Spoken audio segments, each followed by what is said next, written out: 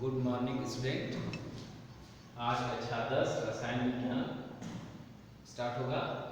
अध्याय 1 नाम रासायनिक अभिक्रिया। अब इसमें रासायनिक अभिक्रियाओं में सबसे पहले हम भौतिक परिवर्तन और रासायनिक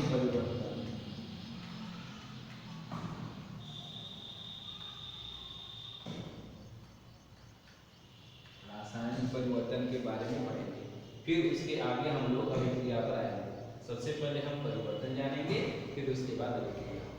तो भौतिक परिवर्तन में वे परिवर्तन जिनमें केवल पदार्थों के भौतिक अवस्था जैसे आकार एवं भौतिक गुणों को परिवर्तित करते हैं, किंतु उनके रासायनिक संगठन एवं गुण पर कोई प्रभाव नहीं पड़ता, भौतिक परिवर्तन कहलाता है।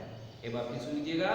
वे परिवर्तन जिनमें पदार्थ की भौतिक अवस्था, आकार एवं भौतिक गुणों की परिवर्तन होता है, किंतु रासायनिक संगठन एवं गुणों पर कोई प्रभाव नहीं पड़ता है, उसे हम भौतिक परिवर्तन कहते हैं।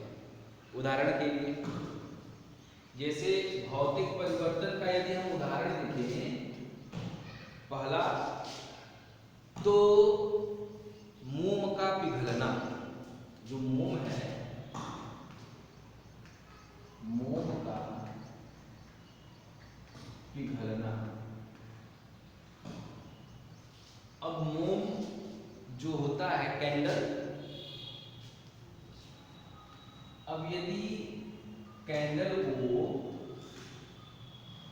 में जो मोम है वो लंबा है, यदि इसको पिघला करके यदि किसी हम गोल बर्तन में रख दें तो यह मोम इसका आकार लेगा।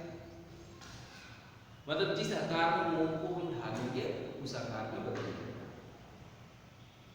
तो मोम का आकार बदल जाता है। तो मोम को गर्म करने पर वह पिघल जाता है, किंतु उसके आकार में परिवर्तन भी हो जाएगा, किंतु उसके रासायनिक गुणों में किसी भी प्रकार का परिवर्तन नहीं होता है। उसी प्रकार से बल्ब का जलना, जो बल्ब होता है, बल्ब का जलना, जब हम लाइट को स्विच ऑन करते हैं तो बल्ब में लगा टंगस्टन गर्म होकर के प्रकाशमान हो जाता है, वो जलने लगता है, अत्यधिक तप्त होकर प्रकाशमान हो जाता है। विद्युत धारा जब हम बंद कर देते हैं, स्विच ऑफ कर देते हैं, तो वह टंगस्टन का तार जो कि लाल रंग में हो गया था, वो पुनः जो है अपनी मूल अवस्था में आ जाता है, कोई परिवर्तन नहीं हुआ। तो बल्ब का जलना, मोम का पिघलना, ये आपके भौतिक परिवर्तन हो गए। उसी प्रकार बर्फ का पिघलना। अब बर्फ है, बर्फ को यदि गर्म किया जाए तो पिघल करके जल बन जाता है, उसकी अवस्था में परिवर्तन हो गया।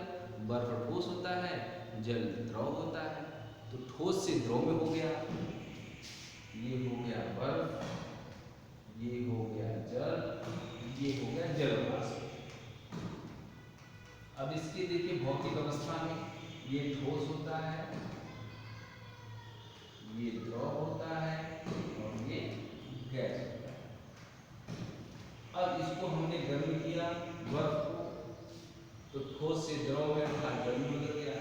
अब जल को हमने गर्म किया तो जल वाष्प बदल गया, अर्थात द्रव गैस में बदल गया। अब ठीक उसी प्रकार से यदि इसको हम ठंडा करते हैं, ठंडा करेंगे तो जल वाष्प जल में बदल जाएगा, अर्थात गैस से द्रव में बदल जाएगा। अवस्था में परिवर्तन हो रहा है और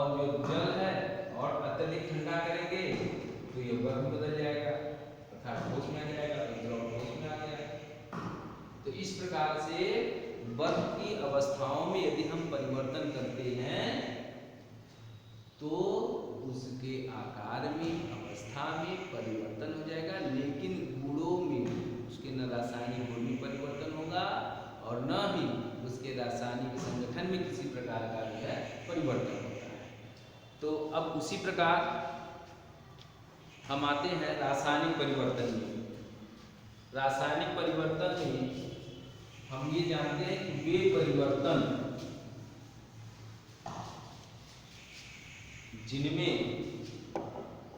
पदार्थों के रासायनिक संगठन एवं गुणों में परिवर्तन हो जाता है तो उसे रासायनिक परिवर्तन कहते हैं। तो जो दूसरा है रासायनिक परिवर्तन, इसमें कहा गया कि पदार्थ की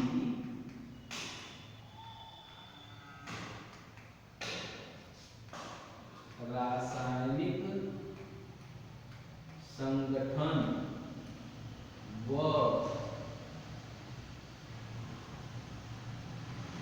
रासायनिक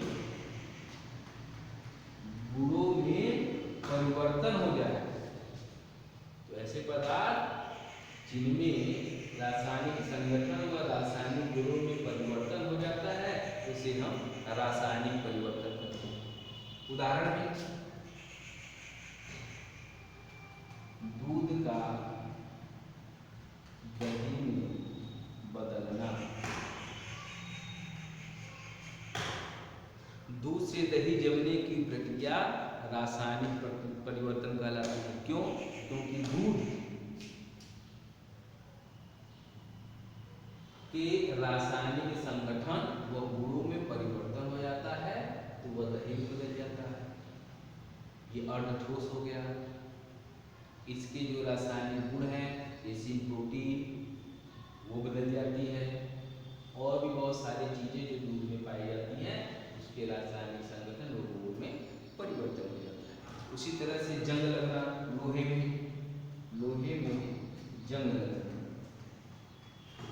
तो लोहा यदि वायु और नमी के संपर्क में आता है तो वह संक्षारित होकर के आयरन ऑक्साइड बनाता है।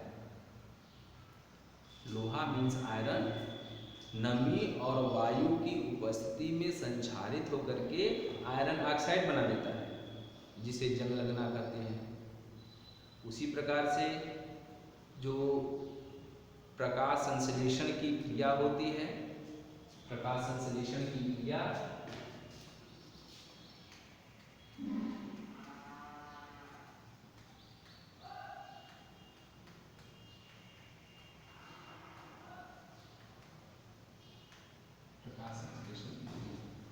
तो जैसा कि आप जानते हैं कि प्रकाश संश्लेषण की क्रिया में पौधे सूर्य की प्रकाश की उपस्थिति में प्रकाश संश्लेषण करते हैं और कार्बोहाइड्रेट्स नामक जो है भोज्य पदार्थ का निर्माण करते हैं। इस प्रक्रिया को प्रकाश संश्लेषण करते हैं। तो इसमें क्या हो गया कि प्रकाश की उपस्थिति में कार्बन डाइऑक्साइड और आपके जो है जल मिलकर के ग्लूकोज कार्बोहाइड्रेट्स का निर्माण करते हैं। तो कार्बोहाइड्रेट्स और जल जब निर्माण होकर के कार्बोहाइड्रेट्स बनाए, कार्बन डाइऑक्साइड और जल प्रकाश संश्लेषण की क्रिया के फलस्वरूप सूर्य प्रकाश की उपस्थिति में कार्बोहाइड्रेट्स बनाती है। तो कार्बोहाइड्रेट्स का जो रासायनिक गुण है और रासायनिक संगठन है वह कार्बन डाइऑक्साइड और जल से बिल्कुल अलग है, भिन्न है। तो यह क्या हो गया? ये रासायनिक परिवर्तन हो गया।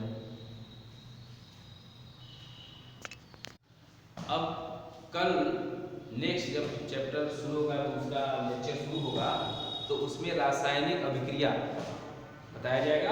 आज आपने रासायनिक अभिक्रिया में रासायनिक परिवर्तन पढ़ा। अब अगले लेक्चर में आप लोग रासायनिक अभिक्रिया के बारे में जानेंगे।